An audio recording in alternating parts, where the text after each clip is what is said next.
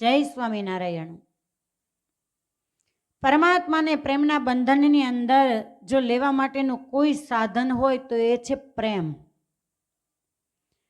પરમાત્માના સ્વરૂપની અંદર રહેલો પ્રેમ છે એ પ્રેમને વશ થઈ અને પરમાત્મા સદાયને માટે બંધાઈ જતા હોય છે।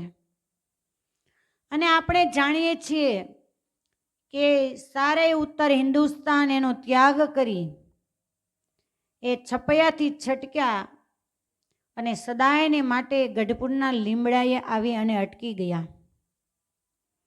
એ ભગવાન સ્વામિનારાયણને કેટલા રાજ રજવાડાઓ છે એ વન વિચરની અંદર સોંપનારા હતા, મઠાધિપતિઓ હતા, છતાં પણ એ પરમાત્મા ક્યાંય નહીં રોકાતા। કેવળ અને કેવળ એ પરમાત્માના ફરતા ચરણારવિંદ છે એ ગઢપુરની ધરાની અંદર આવી અને એભલ પરિવાર છે એના પ્રેમને વશ થઈ અને કાયમના માટે પરમાત્માના ચરણારવિંદ ત્યાં અટકી ગયા। આપણે એટલે આજે ગઢપુરની ધરણી છે એના દર્શન કરી અને પાવન થઈએ છીએ। આપણે એટલે આજે દાદા કાઠના દરબારગઢની ચરણ રજ છે એને માથે ચડાવીએ છીએ। આપણે એટલે ચોકની અંદર આળોટીએ છીએ કે ત્યાં પરમાત્માની ચરણ રજ છે। જે ઓરડાઓ દાદા કાઠના દરબારગઢની અંદર છે, ઉગમણા બારના ઓરડા, આથમણા બારના ઓરડા અને ઉત્તરાદા બારના ઓરડા, કદાચ કોઈને ખ્યાલ હશે અને નહીં પણ હોય,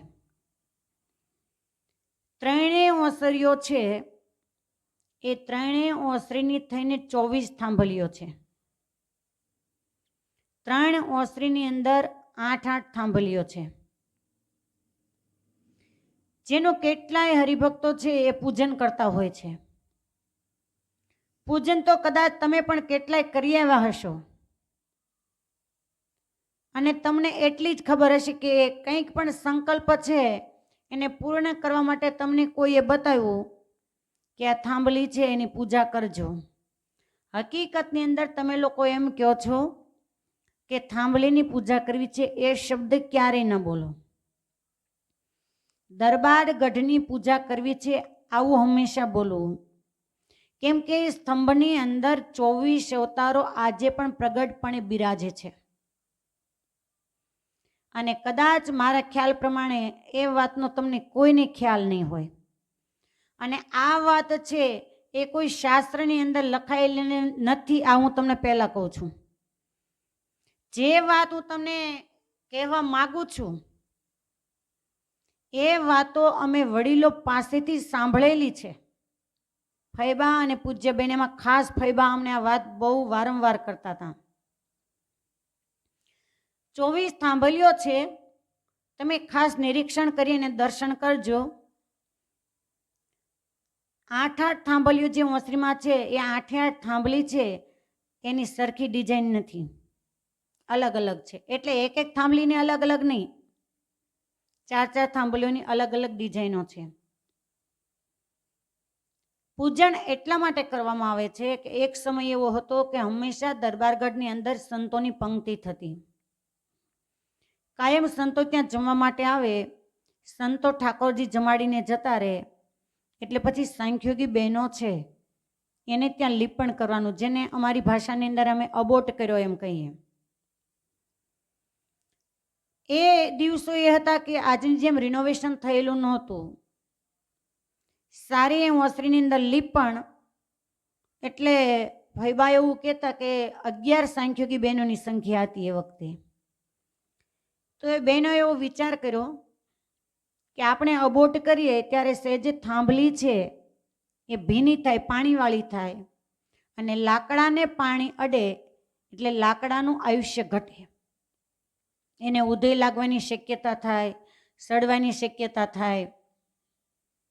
એટલે બધા બહેનોએ વિચાર કર્યો કે આને મશીન દ્વારા એક એક નીચે પથ્થર મૂકી દીધો હોય તો મહારાજની પ્રસાદીભૂતા વસ્તુઓ છે એ સચવાઈ જાય। મંદિરની અંદર જે વહીવટ કરતા સંતો હોય એમને કેવડાવવામાં આવ્યું, મશીન લાવવામાં આવ્યા અને એક થાંભલી ઉત્તરાદા બારની ઓસરી છે એ થાંભલીની નીચે જ્યાં મશીન મૂક્યું તો સિંહ ગર્જના કરે એવો અવાજ આવ્યો.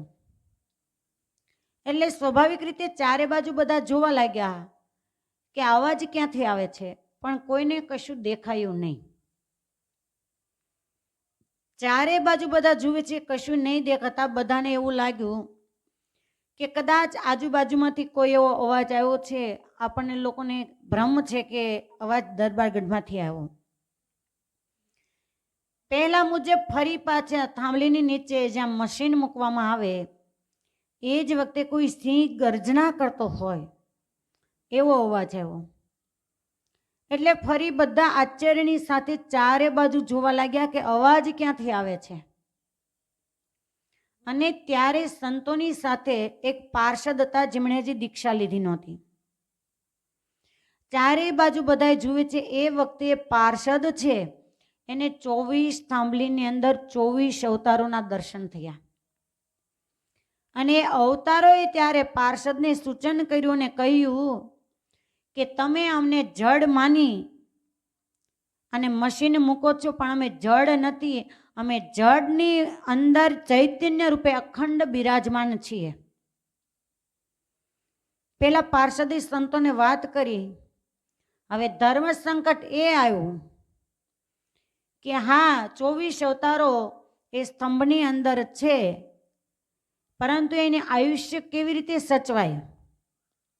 પછી નક્કી કર્યું કે પથ્થર છે એને થાંભલીના આકારે સામાસામી ફિટ કર્યા, કટિંગ કરી અને સામાસામી રાખીને ફિટ કર્યા.